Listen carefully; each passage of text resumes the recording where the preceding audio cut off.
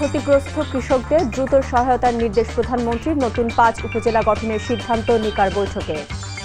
ভেঙে দেওয়া হলো পশ্চিমবঙ্গ বিধানসভা। কথিত অবৈধ বাংলাদেশিদের ফেরত পাঠাতে ঢাকার সহযোগিতা চায় দিল্লি। শাপলা চত্বর হত্যাকাণ্ডে দীপু বাবু রূপার জড়িত থাকার প্রমাণ। ১৪ মে ট্রাইব্যুনালে হাজিরের নির্দেশ। ফিক্সিংয়ে জড়িত ও তদন্তে বাধা দেওয়ার দায়ে এক ক্রিকেটার সহ ৫ জন নিষিদ্ধ।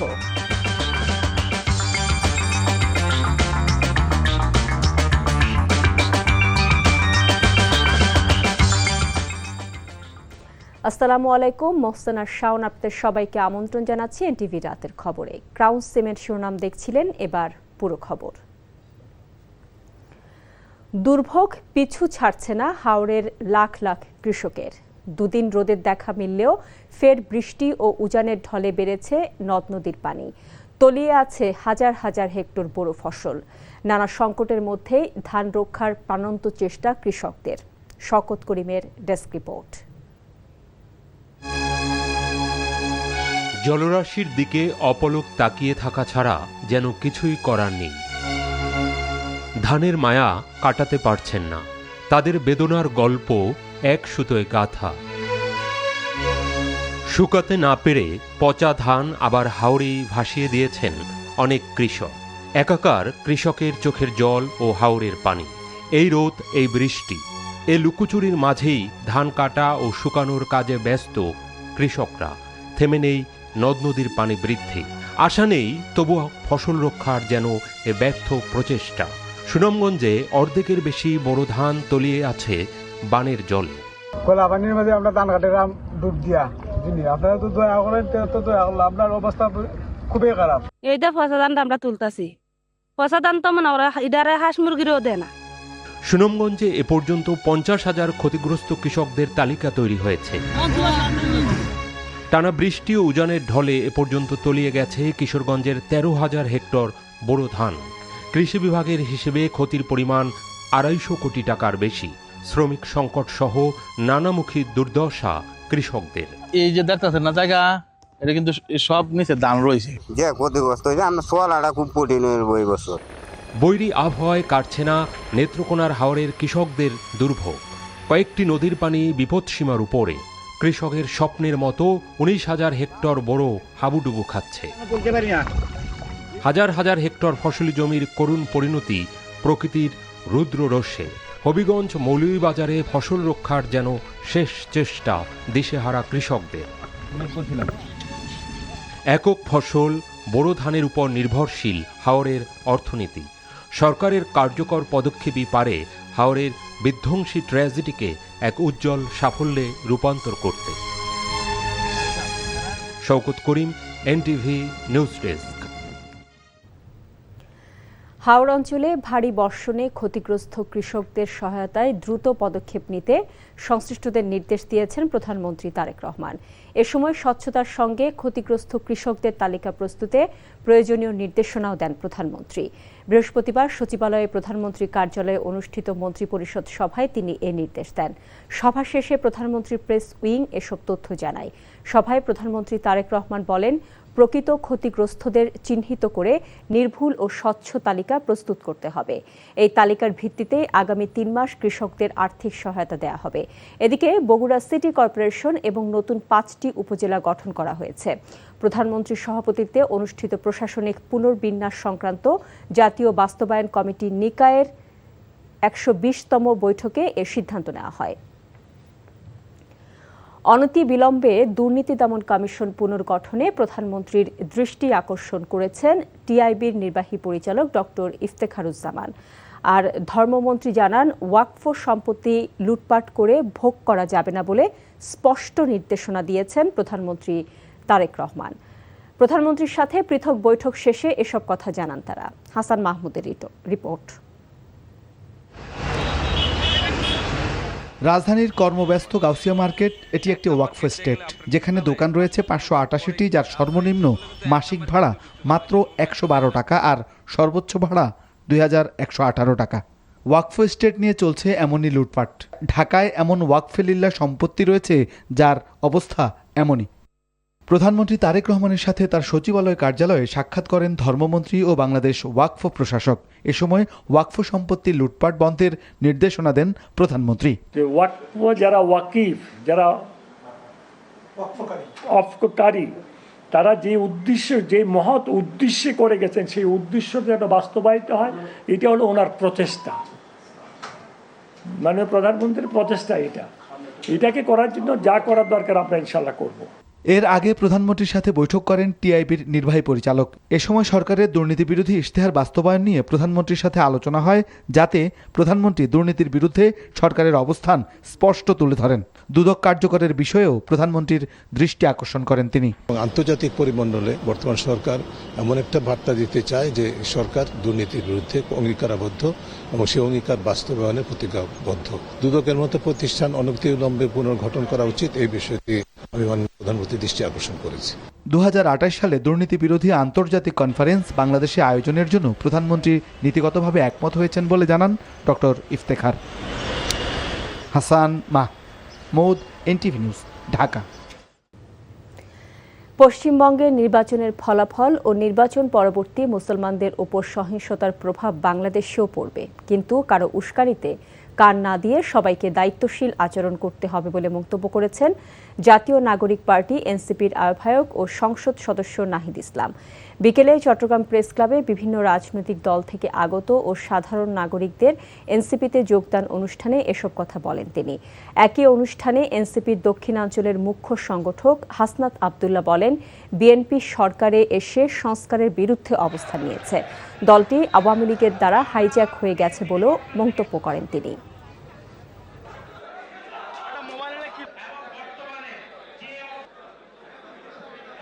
এই যে মুসলমানদেরকে সেখানে নির্যাতন করা হচ্ছে, তাদের ভোটাধিকার কেড়ে নেওয়া হচ্ছে, এটার প্রভাব বাংলাদেশেও পড়বে এবং নির্বাচনের পরেও সেখানে মুসলিম নির্যাতন হচ্ছে, মতুয়া, দলিত সম্প্রদায়, সংখ্যালঘু সম্প্রদায়ের উপর নির্যাতন করা হচ্ছে।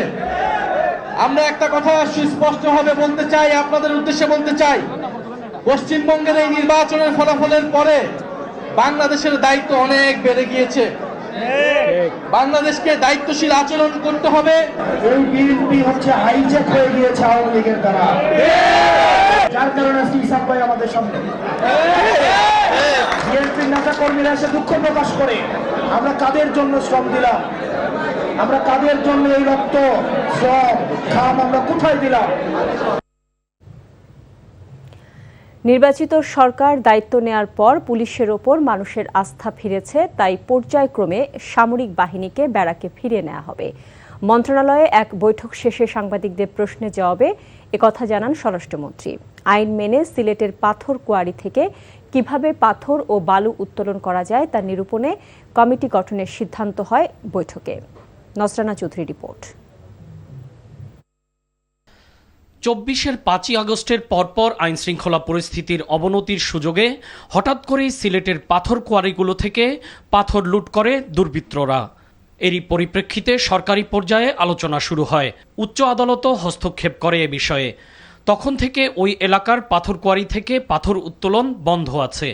এরকম পরিস্থিতিতে পাথর উত্তোলনের ভবিষ্যৎ নিয়ে বৃহস্পতিবার স্বরাষ্ট্রমন্ত্রী সালাউদ্দিন আহমদের সভাপতিত্বে একটি আন্তঃমন্ত্রণালয় বৈঠক অনুষ্ঠিত হয়।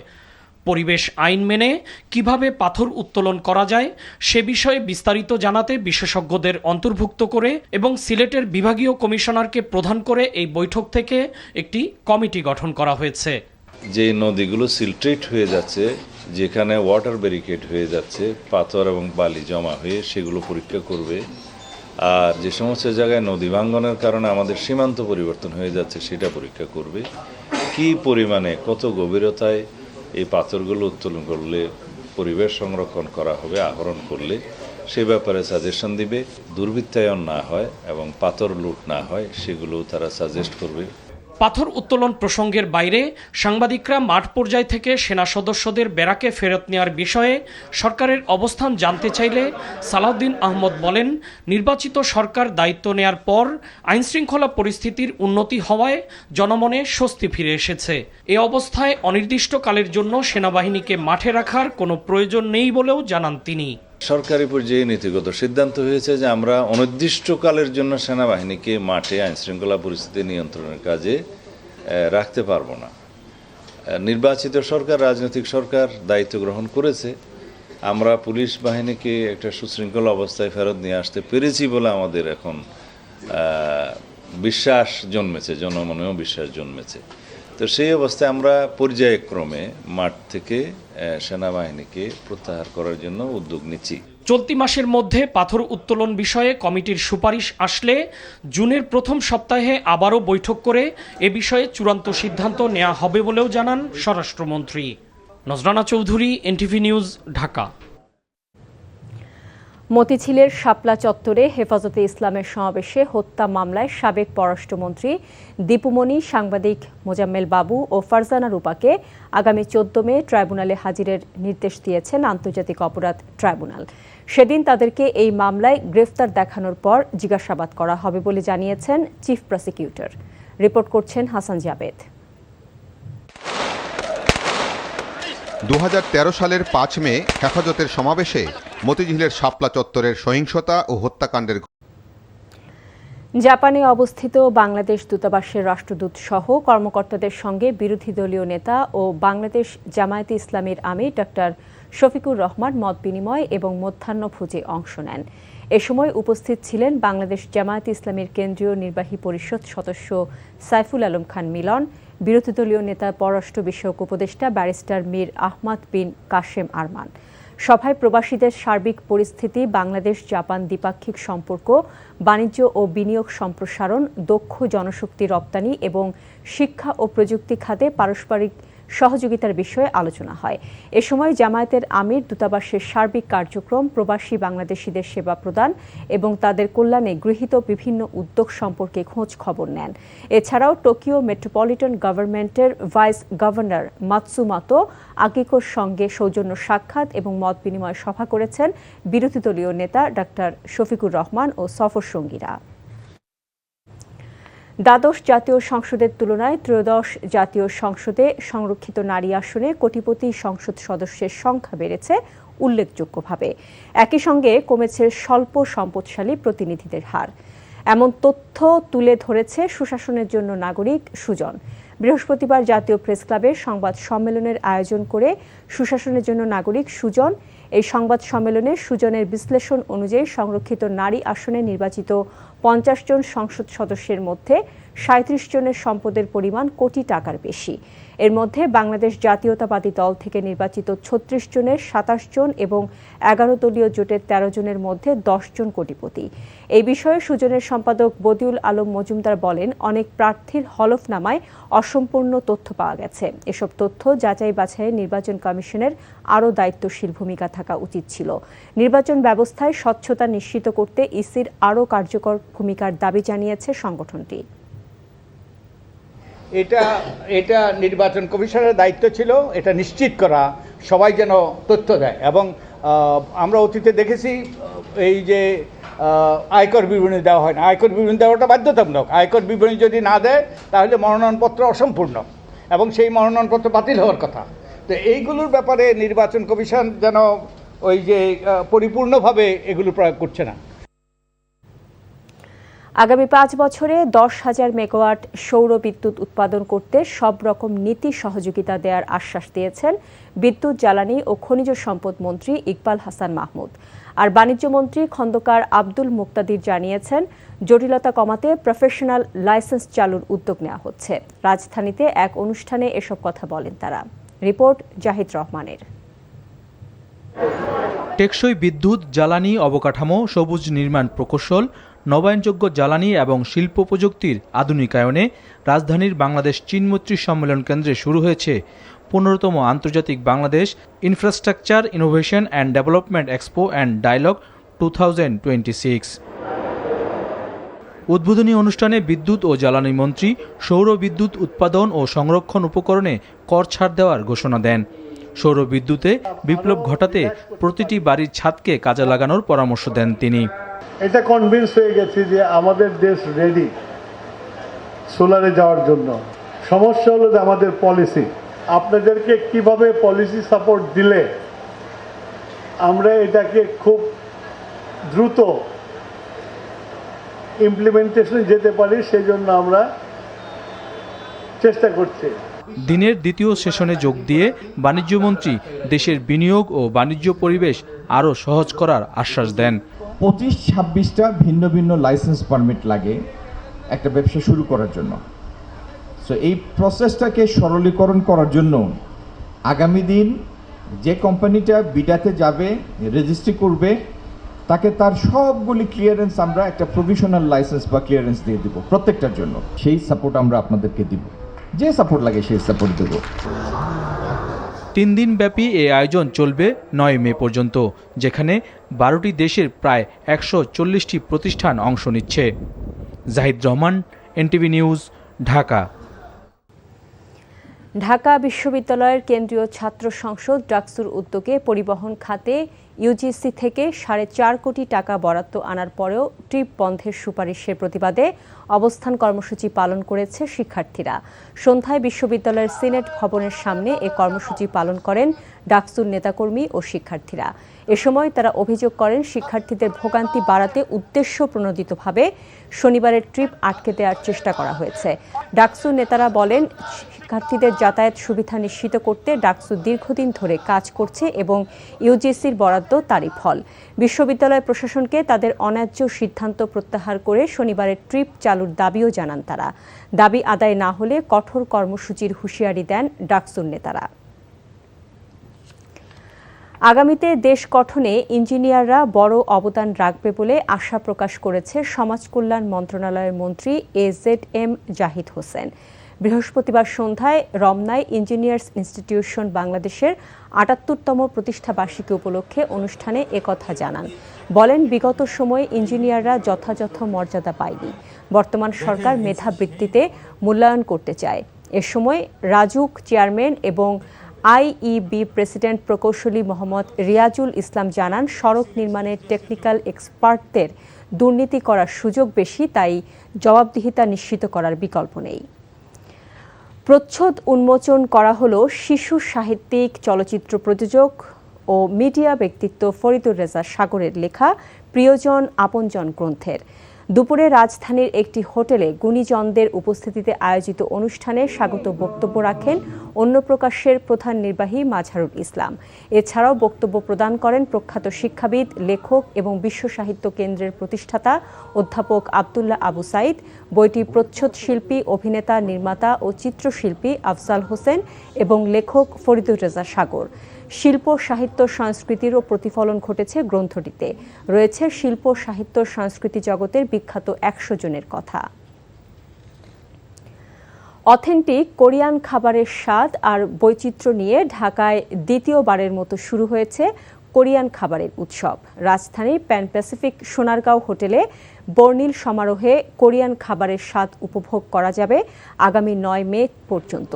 উৎসবে ট্র্যাডিশনাল কোরিয়ান ডিশ ছাড়াও মিলবে গরুর মাংসের বুলগোগি, রাইস নুডলস, জাপচি, কিমচি, সালাদ ধরনের সুশি সহ নানা পদ মিলবে। এই উৎসবে অংশ নিতে জনপ্রতি গুনতে হবে 7,500 টাকা। তবে বিভিন্ন ব্যাংকের কার্ডে বাই 1 গেট 2 এবং গেট 3 অফার উপভোগ করা যাবে। সাম্প্রতিক পারফরমেন্স অনুযায়ী পাকিস্তানের তুলনায় বাংলাদেশের পেসাররা এগিয়ে। আগামীকাল সকাল 10টায় মিরপুর শেরেবাংলা স্টেডিয়ামে শুরু হচ্ছে 2 ম্যাচ সিরিজের প্রথম টেস্ট। তার আগে একথা বলেছেন বাংলাদেশের অধিনায়ক নাজমুল হোসেন শান্ত। আরও জানাচ্ছেন কুশল ইয়াসির। 6 মাস পর টেস্ট ক্রিকেটে ফিরছে বাংলাদেশ। এবার প্রতিপক্ষ পাকিস্তান। এখনো পর্যন্ত দু দল সাদা পোশাকে 15 বার মুখোমুখি হয়েছে। এর মধ্যে পাকিস্তান জিতেছে 12টিতে, একটি টেস্ট ড্র হয়েছে। বাংলাদেশের জয় 2 ম্যাচে। নাজমুল হোসেন শান্তর দলের জন্য স্বস্তির বিষয় জয় পাওয়া।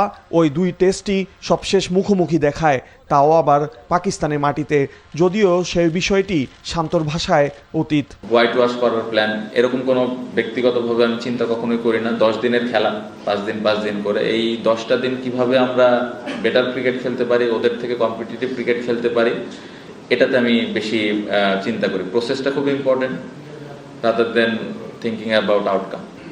ধারণা করা হচ্ছে পেস সহায়ক উইকেট হবে, তাই বোলিং আক্রমণের দায়িত্বটাও পেসারদের নিতে হবে।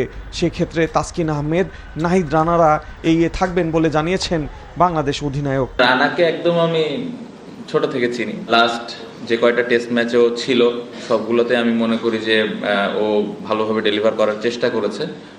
স্টিল নতুন আমি বলবো যে টেস্ট ক্রিকেটে, বাট খুবই এক্সাইটিং। এবং একটা ক্যাপ্টেনের আন্ডারে যখন এ ধরনের একটা এক্সপ্রেসিভ পেস বোলার থাকে, এটা অবশ্যই একটা বাড়তি সুবিধা। এদিকে 2024 সালে ঘরের মাঠে বাংলাদেশের কাছে হোয়াইট ওয়াশের দুঃখ ভোলার কথা নয় সফররতদের। এবারের সফর নিজেদের শক্তির জানান দেওয়ার বড় সুযোগ হিসেবে দেখছে পাকিস্তান। আমরা কোনো প্রতিপক্ষকে হালকা করে দেখি না। প্রতিশোধ সংশ্লিষ্ট কোনো কথা আমরা বলতে চাই না। সাম্প্রতিক সময়ে বাংলাদেশ বেশ ভালো ক্রিকেট খেলছে, আমরাও ভালো মানের ক্রিকেট উপহার দিতে চাই।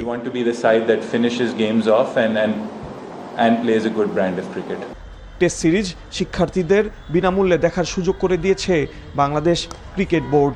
কুশল ইয়াসির, NTV নিউজ, ঢাকা। এই ছিল রাতের খবরে। এই খবরের ভিডিও সহ আপডেট জানতে ভিজিট করুন NTV অনলাইন www.ntvbd.com। এছাড়াও NTV জনপ্রিয় সব অনুষ্ঠান ও খবরের আপডেট জানতে ভিজিট করুন আমাদের ইউটিউব ও ভেরিফাইড ফেসবুক পেজ। রাত 1টায় মধ্যরাতের খবর দেখার আমন্ত্রণ রইল। এতক্ষণ সাথে থাকার জন্য সবাইকে ধন্যবাদ।